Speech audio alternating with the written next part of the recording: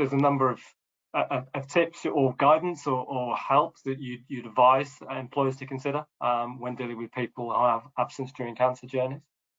Yeah, absolutely. And I don't want to do Kate after saying a few words here, but there's some obvious things for any employer to look at. One is obviously offering flexible working, and this could be to the amount of treatment that someone's having, depending on their own particular journey. Supporting teams and managers, and when I look back on my past, I wish I'd known a lot more about cancer and about how I could have helped people. So I think, and I wish I'd gone probably more to HR to talk about it with them when I look back. So I think really supporting those teams, what to say, what not to say. Also for employers as well, 38% of cancers are preventable. So a lot of them, it's around lifestyle. So again, you can't ask employers to do too much, but again, making people aware of these things, I think can really help. If you're picking people up stage 1, stage 2, you're almost doubling their chances of survival. So again, hence why symptoms awareness, screening, all the things that happen there are so important.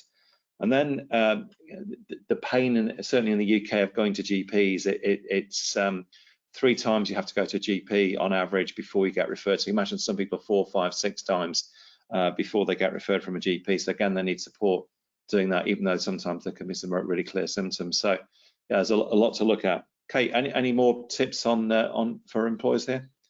Yeah, and when I give this some thought, there are lots of tangible things that employers can do. The things that you've mentioned there are absolutely right around flexible working, ensuring that teams, managers, HR professionals are all well equipped to deal with whatever might come your way as an employer. I think the hardest thing to get right, and perhaps this may be the thing that is tackled last because it's more difficult, is the culture. How does the culture of the organisation be one that encourages wellness, encourages openness about these things? I'm very fortunate that I've worked at places where good communications and wellness have been a top priority for the organisation. And it can be things like having screening days in the office, or reminding employees that there's a voucher to go and get a mammogram, or whatever it might be.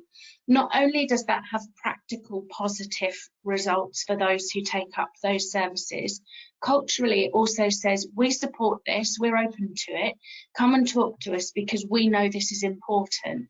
And I think that perhaps is the hardest thing to get right, but one of the most important. And I have seen employers do a lot more in this regard.